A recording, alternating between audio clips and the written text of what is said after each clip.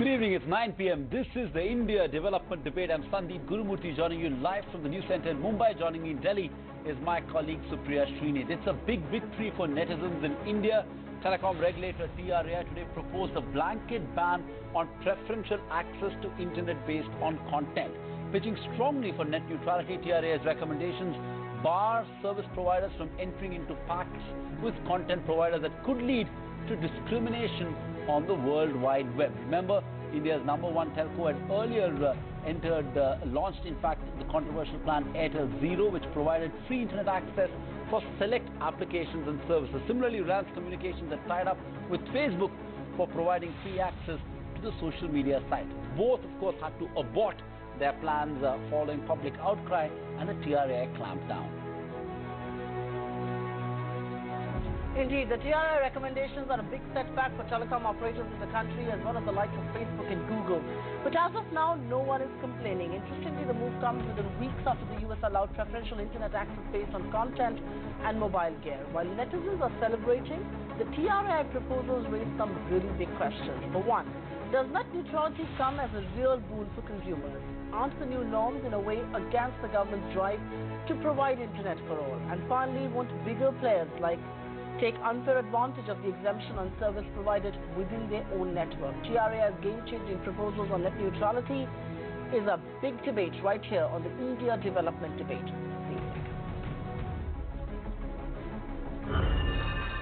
It's celebration time for internet users in India.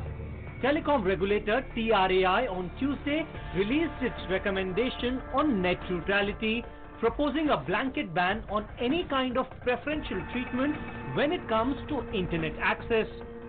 The much-awaited recommendations that come after a year-long deliberations and consultations with various interest groups will likely set the tone of the debate on net neutrality in the coming days.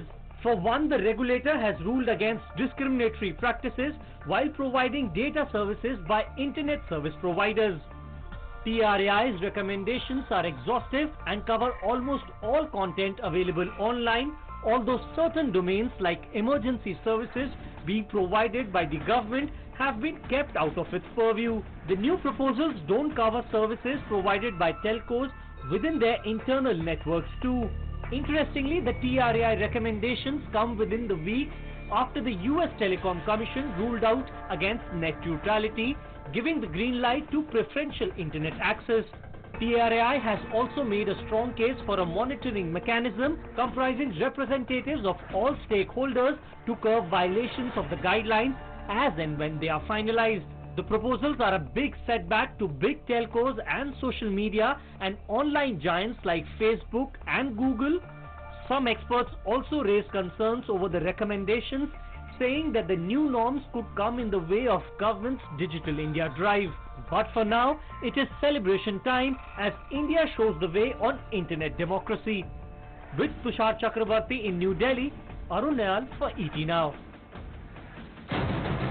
All right, in a big retort, though, Airtel sub boss Sunil Mittal admits that net has to be accessible and free for all, but he also attacks the false propaganda, quote-unquote, to call telcos as discriminators and gatekeepers. Listen in to this exclusive conversation with ET Now's Chandra Srikanth.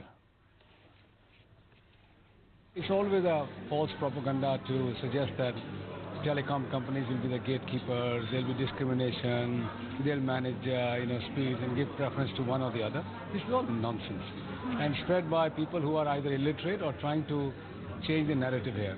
No company in the world can not allow free availability of internet to its customers. That company will not even survive. So, to my mind, net neutrality to the point of view of non-discriminatory available of internet to all is a given. I mean, you don't even have to debate about it. So for anybody to preach that that's the way to go, that's the way it should go, it's just talking to the people who are already in support of that issue. In as far as the telecom companies' own products, innovation, music, videos, content, I don't know what the TRAI has come up with. Over there, there's only one overarching thing is the OTT players and telecom players must have a level playing field. So our request was that OTT players playing in the telecom arena should have the same rules of the game. I don't know what has been done on that. I believe probably TRA wants to come up with another consultation on OTT side. Right. We'll see how that develops. But non-discriminatory availability of internet to all is enshrined in everybody's mind. It's given. So if they have just endorsed that, there's nothing new in that. Right. But will this further add to the burden of telecom companies who perhaps saw... We are there to provide internet to all. So where's the question of a burden? I don't get the question here. What does it mean? We are providing internet to all. Even today you buy a pack and use the internet. So what's the issue? Sunil Mitra speaking exclusively to ET now. Now, let's take it forward. We've got a stellar panel debating net neutrality on the show this evening. R.S. Sharma, Chairman TRAI, the architect of that recommendation. Rajan Matthews, Director General of COAI, a body that represents all GSM operators, Bharti Airtel, Vodafone and Idea Cellular. We've got R. Chandrasekhar, President NASSCOM and former Telecom Secretary as well, so he can wear the hat of an IT expert and a telecom expert. We've also got Nikhil Pava, founder, editor and publisher, MediaNama.com, and someone who's advocated net neutrality for a very long time, joining us live on the show. Thank you all, gentlemen, for being with us on ET now. Mr. Sharma, I have to start with you to understand the principle on the basis of which you've come out with these recommendations. When you say internet is an open access platform, tell us, how are these recommendations going to ensure that there will be no discriminatory pacts that operators can potentially enter into? You see, one of the principles which we have upheld, or which we have kept in mind, which is an overarching kind of principle, is that internet is an open platform. Especially in the Indian context, where a lot of innovation, a lot of government services, a lot of things are riding on the internet, and therefore it must remain an open and non-discriminatory platform. So what we have done is that the access providers, internet access providers, should not discriminate the access of the internet resources in any manner, whether by way of pricing, that in any case we had already blocked, sort of prohibited in last February, also by way of throttling or accelerating or blocking. None of this the TSPs will be able to do. That's the broad principle. All right, I get the broad principle, but let me take this across to Mr. R. Chandrasekhar. Mr. Chandrasekhar, do you believe the TRAI recommendations on net neutrality have finally cleared the air on this matter? It's been a very debated topic. It's been a subject of many headlines, very, very divisive also, very polarized opinions. But do you believe it once and for all clears the air on net neutrality, these recommendations? Supriya, first and foremost, I do want to congratulate Mr.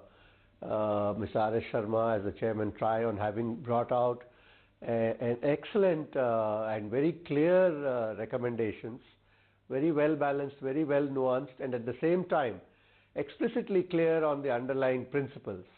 And I think that is what was needed in India. That is what is needed if India is to leverage the internet to facilitate innovation and services in the country.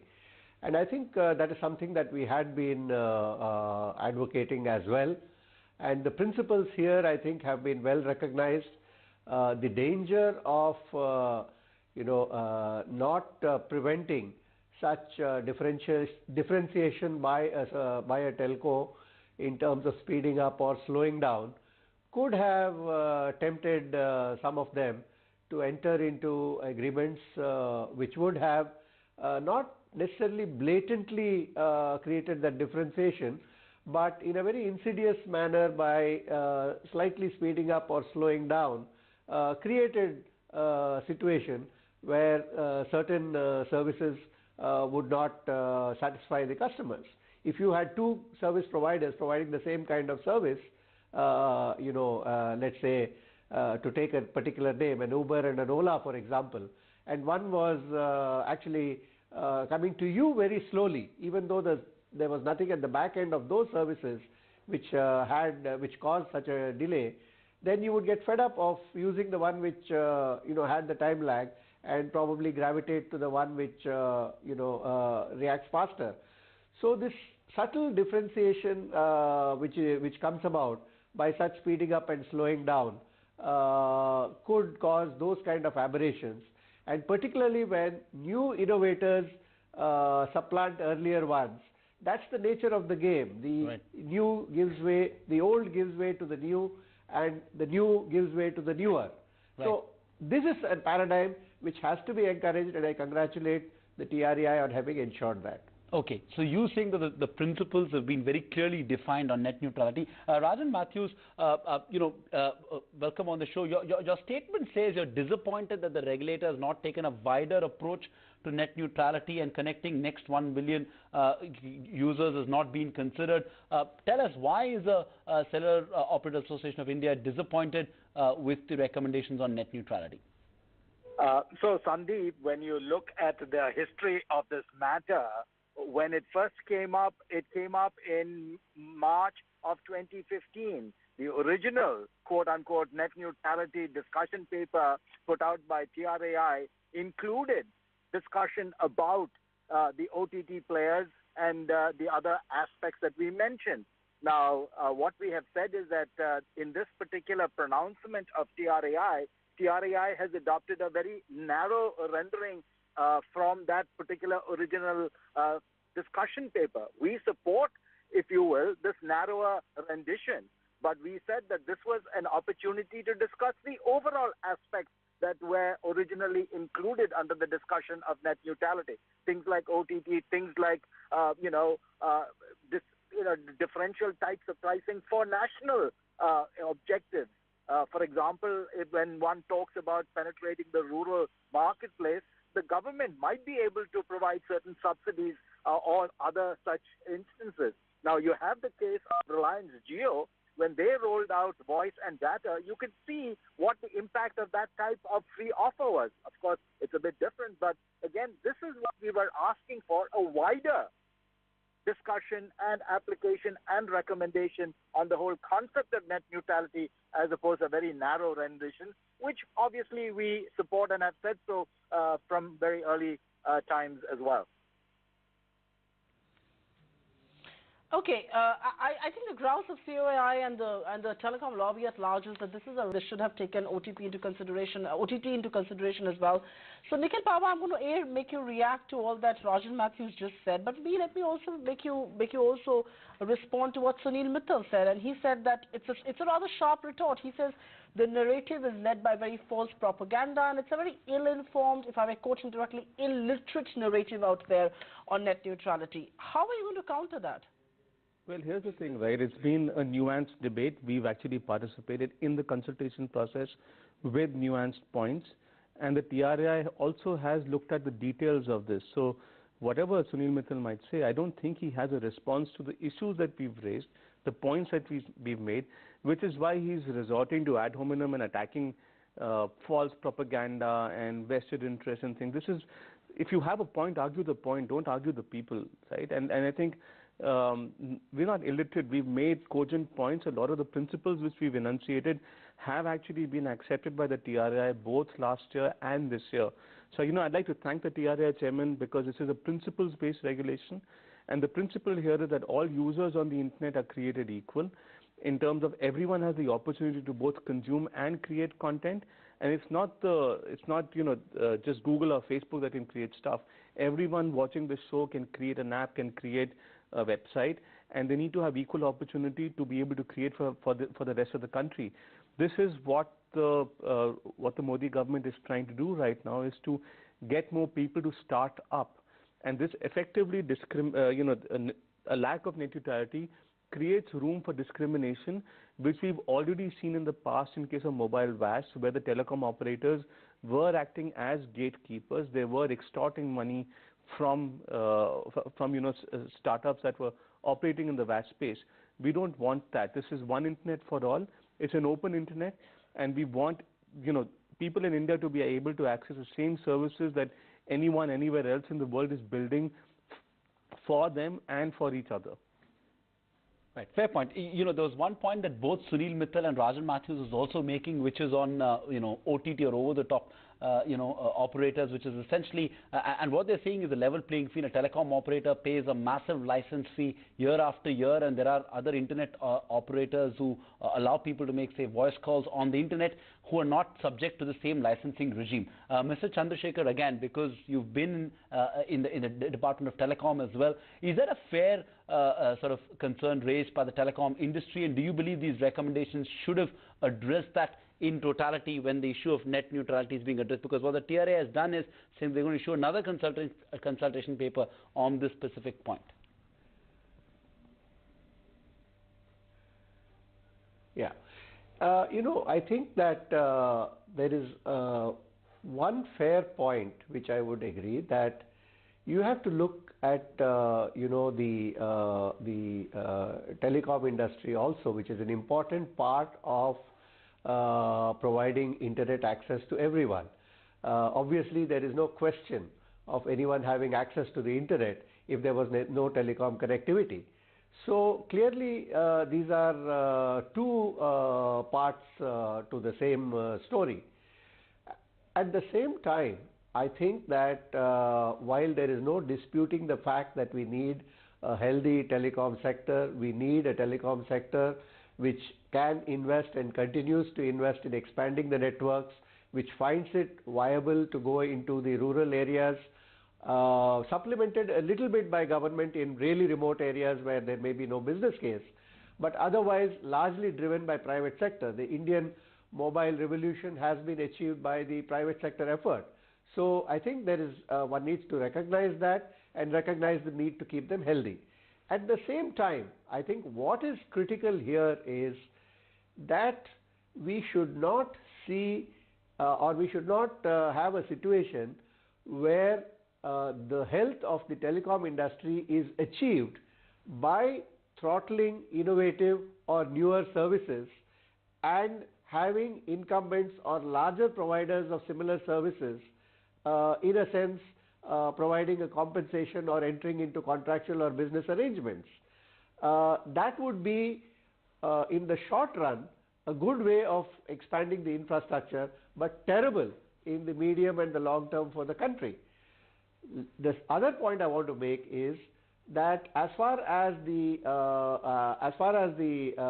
telecom players are concerned, what the OTT players and what the various kinds of application providers do is to bring more users into the game, make them bigger consumers of data, and all of this provides revenues to the telcos. The question is, if all of these players are providing more revenues to the telcos, why would they have this question, or why would they have this problem with OTT players or some of these new service providers?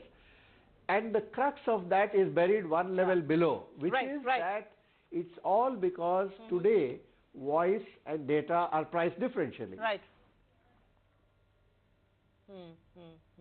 I get that point, Mr. Chandrasekhar, but Nikhil Pava, I'll let you make a quick point, and I know you want to come in on that, but I also have a question to ask of you. When you say, I think what we are saying essentially on OTT is, what telcos are essentially demanding is that if they're going to be offering similar services, why not be governed by similar rules? That's not an outlandish demand to make, is it? So 2 points on this. Firstly, on the OTT regulation of communication services, this paper in the TRA in its letter to the DOT has also mentioned that they would be hosting a consultation on this later on. This is something which Arvind Kumar had also said on a TV show a couple of weeks ago. Secondly, I think there was a recent regulation that came out on telecom operators launching VoIP services and their regulation.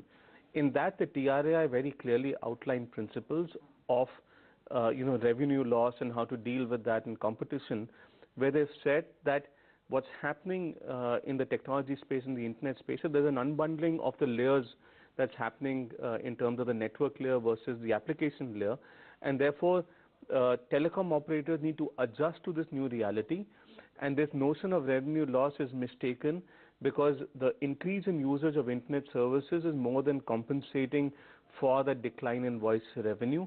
So the TRA has already said this in a recent ruling about, I think, a month or so ago, and I hope that the same principles will carry forward when they look at the OTT regulation. Move ahead then, Mr. Sharma. A couple of important points. One is that the recommendation provides for a carve out in specific cases. There is a carve out for Internet of Things. There's a carve out for specialized services, to quote unquote. How do you define that? When you're carving out these sort of closed user groups, etc., do we run the risk of discrimination on account of this very reason? Discrimination on the quality of Internet or any other manner? Is that a legitimate concern according to you, Mr. Sharma? No, yes, that's right. Those specialized services must not be essentially, as a substitute for the internet access, these are two specific conditions which we have given. One is that these specialized services should not really be a substitute for normal internet, number one. And number two, if some entity is providing internet services as also these specialized services, then it should not happen that the specialized services end up degrading the access of the normal internet to its customers. So these are two specific kind of provisions which have to be kept in mind. Rajan Matthews, come in on that. I mean, one of the things that telecom operators have been talking about for a while is the closed user group. Isn't inclusion of IoT, so that's been left out, but what about inclusion of IoT, Internet of Things? Is that a big concern for telecom operators, and why is it such a concern?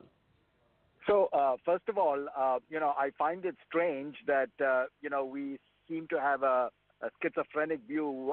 At one point, we talk about competition being the driving force of the use of the Internet, and here you have the American situation where they reversed exactly what was proposed by our regulator. So to argue that competition is, indicative of what is the approach to the Internet, I think is a bit misguided. I think there are multiple ways of approaching this without getting so, in our opinion, heavy-handed in terms of regulation on this matter. Now, when you come to the Internet of Things, again, why are we encumbering an emerging technological development with these types of ex-ante regulation? I think the standards are being developed. We are being innovative. And again, please understand that when you look at the history of innovation, there is no indication that telecom operators have in any way stood in the way of innovation or enhancement of the customer experience. To the contrary, they have been contributing towards this innovation and growth. So I think we're getting mixed up in our arguments over here, being very selective in our arguments. And our point of view is that when one looks at the IoT, we've already had all of these carve-outs. And what we've seen time and time again is when you have these specialized carve-outs, there's always folks who will arbitrage these, and then we get back to having to parse very closely these particular uses.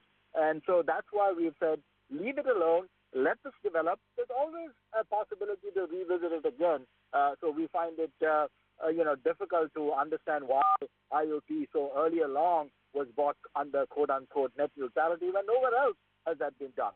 Okay. You also raised an important point on comparing what's happening with our regulatory framework to what's happening in the US. That's something we do want to talk about. Are we showing the way to the world, or is that a more pro-market way of looking at net neutrality? It's debatable, and we are going to debate that in just a few minutes. But Nikhil Pava, a quick word from you on these carve-outs. And there is a concern that, do you believe that the big telecom operators, the Reliance Jio, for instance, could use the fact that, they are allowed to now offer their own content in a closed user network, right?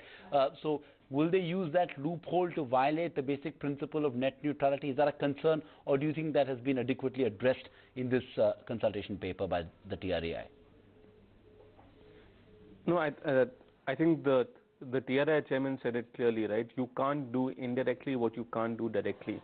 So even there is no exception that's been carved out for specialized services that might do what you can do directly on the internet, right? So I don't think we have anything to worry about from that perspective at all.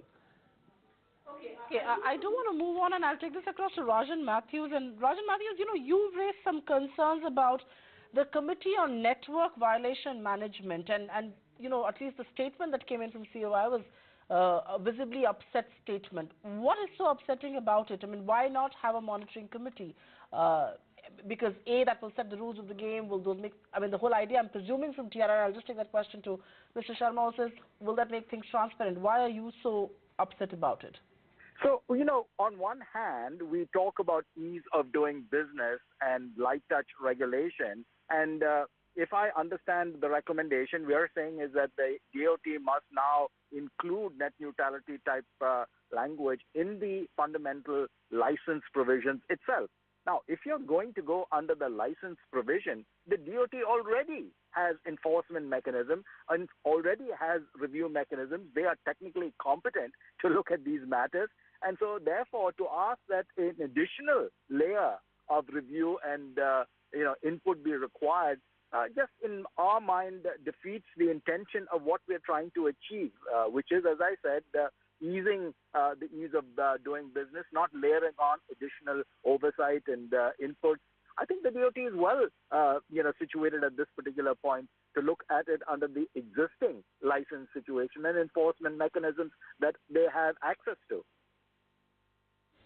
Mr. Sharma, so the industry is worried that you've added another bureaucratic layer with this committee on network violation management, and it's something that doesn't go well with the overall principle of light touch regulation. Why was this necessary?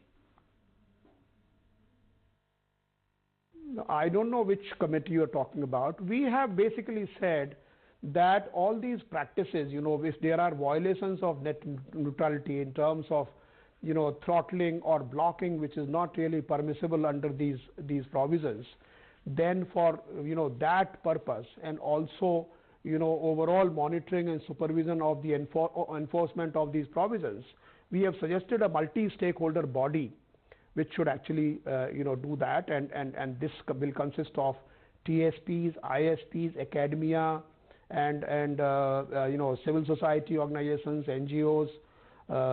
These all multi-stakeholder body. So that's what is being proposed for, and of course the Department of Telecom will have to take a call on that.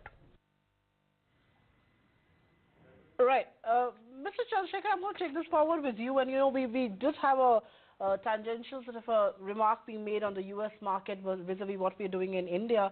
Do you believe India at one level has taken the lead and it's kind of a torchbearer for the rest of the world as far as net neutrality is concerned, when U.S. is considered to be this walled garden as far as net neutrality goes?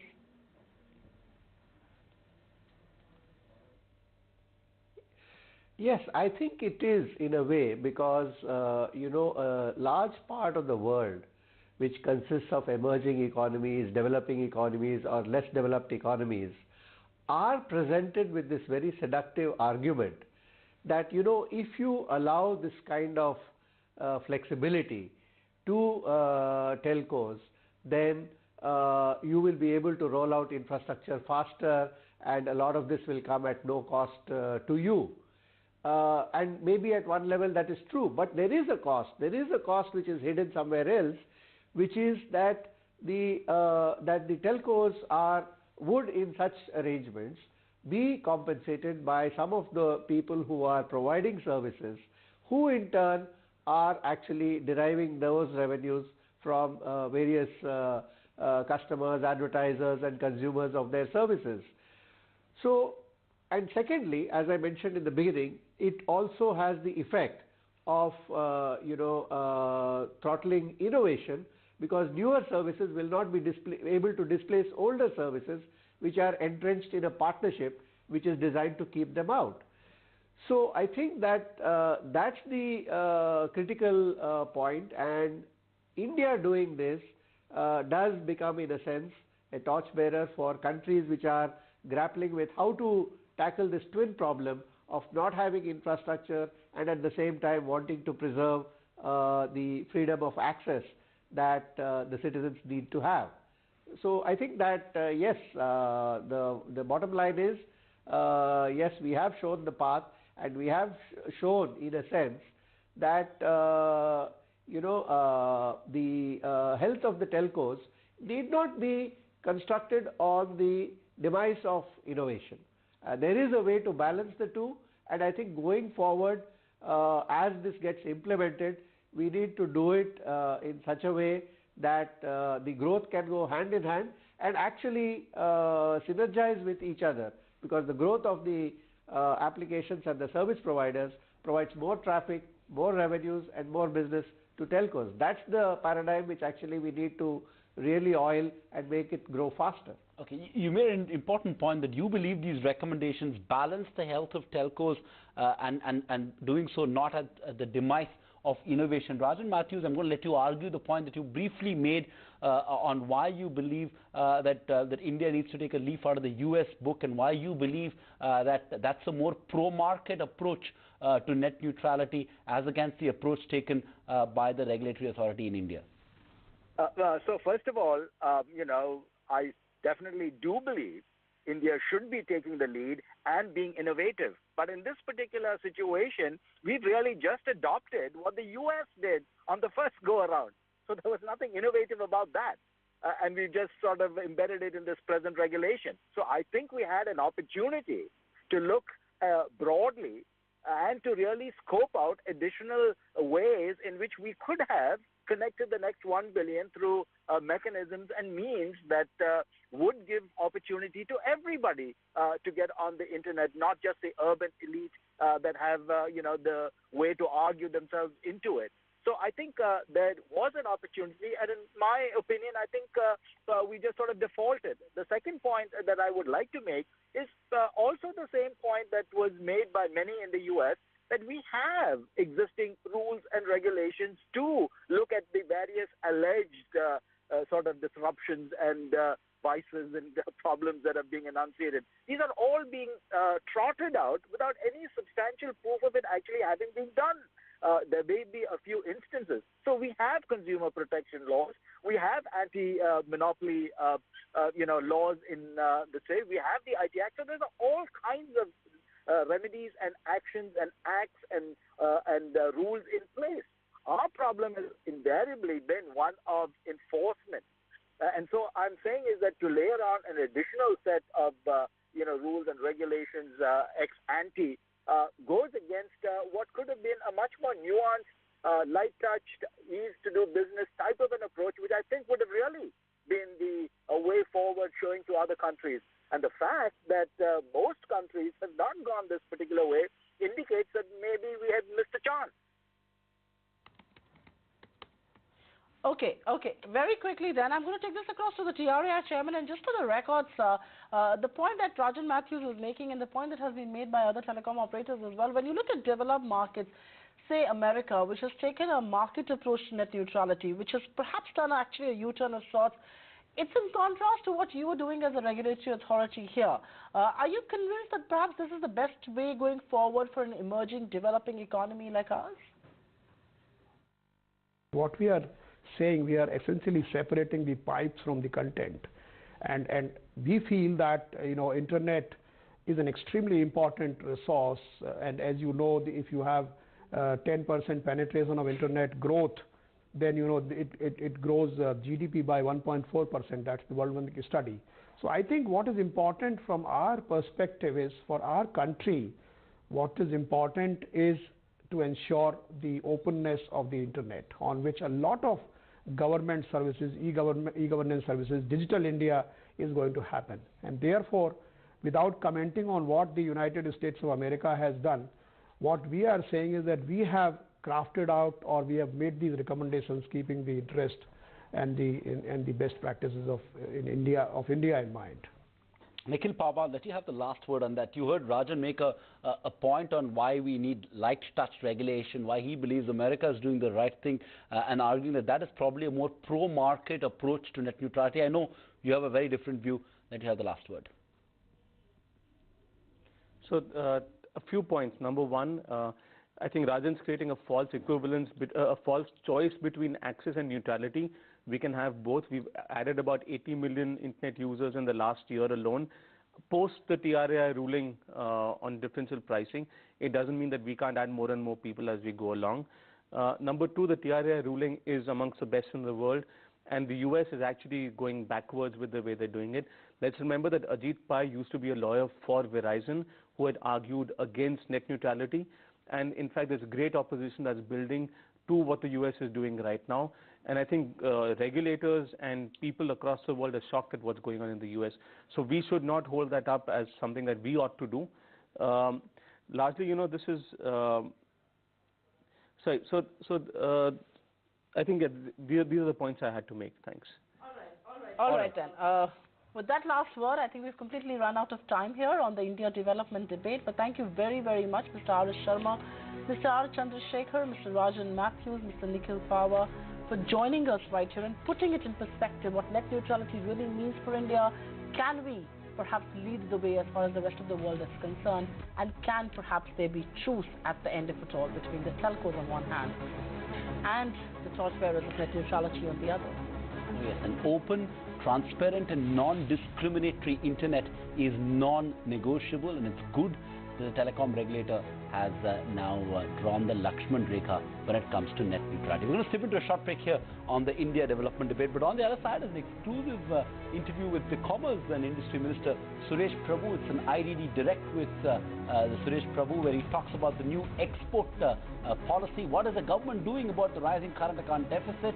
What are his views on the currency? And a lot more is coming up on the other side of this short break. Keep it with the India development debate.